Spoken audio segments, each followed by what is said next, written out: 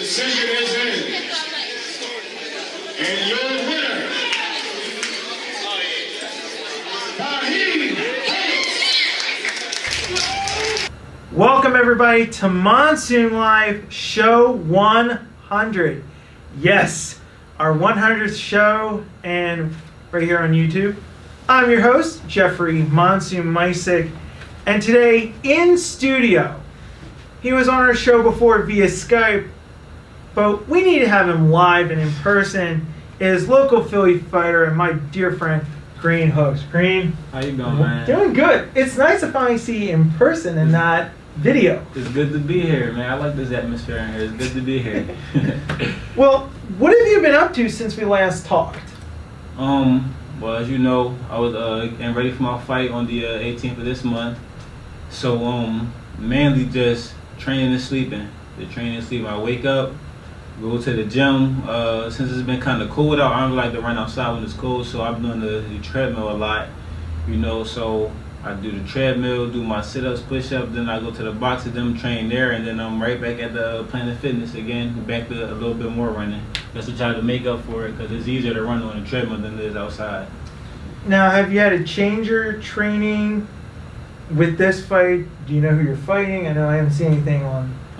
No, I don't have an opponent yet, you know, but it's just pretty much just, I mean, I'm already in shape, you know, so it's just basically just tightening up all the loose ends. Now, I've had some folks ask me, what are judges looking for when they see your fight or any boxing match? Well, a lot of judges, you know, they look for different things, but the main things that they look for are ring generalship, effective aggression, defense, and hard and clean punches. Now, what do you mean by ring generalship? All right, ring generalship is basically when things like this. All right, let me see. The simplest way I can explain it is basically who's controlling the action, basically who's making their will more effective and basically enforcing their style of fight, you know, over their opponent. Okay. Now, I know I have some viewers out there that have been asking for us. Could you show me and our viewers at home the proper boxing, punching technique and blocking technique? Sure. All right. Get right to that now. All right, Kieran, take it away. Alright, so the first punch I'm going to show you is how to throw a jab. So basically a jab is pretty much a range finder, you know. It's also used to set up the other shot that you want to throw. So when you throw a jab, you want to throw it like this. Make sure that your hand is turned over this way, your shoulder is up, so if you try to come over, like put your jab out, so make sure your shoulder is up, protecting your chin. So if I try to come over top, you got your shoulder catching it like that. The next punch is the straight right hand. You throw it like this, the same way as the jab, it's just coming from the right hand. So as you throw it, make sure your shoulder is up, protecting your chin. So if I try to come over top again, you're still protected.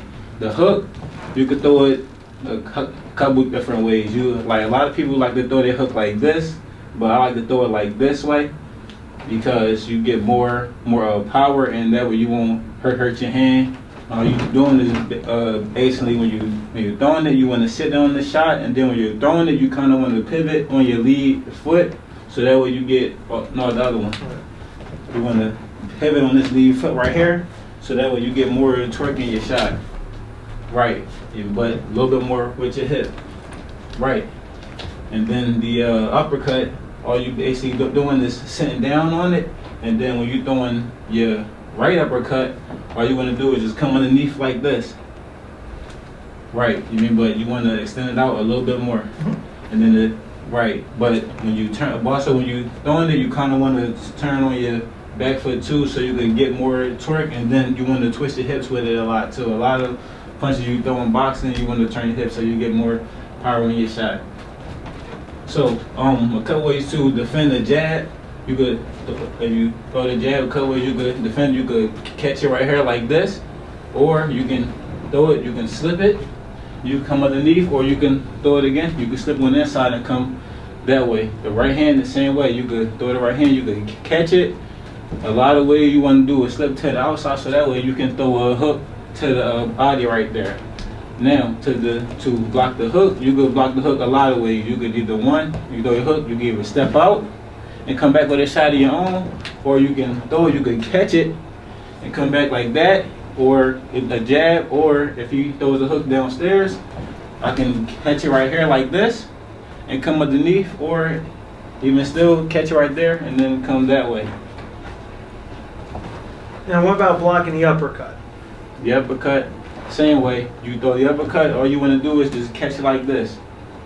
You know, or you can step out.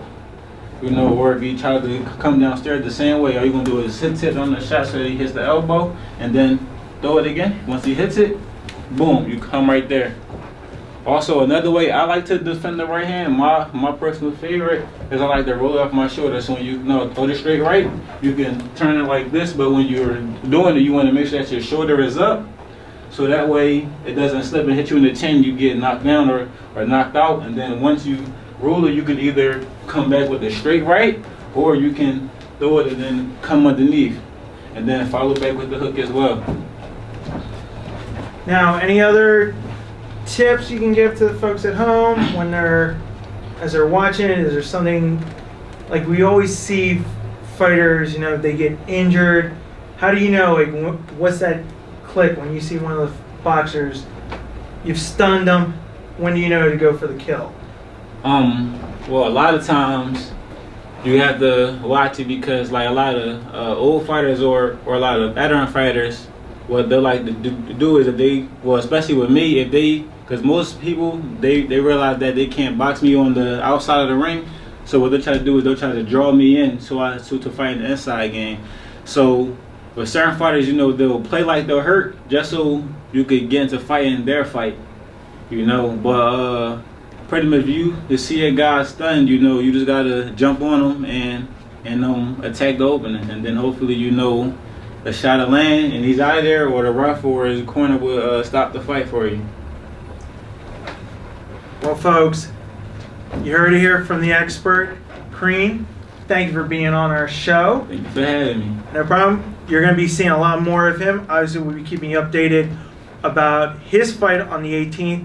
And who knows, he might be here for a sparring session. I know somebody out there wants to see that, but you never know.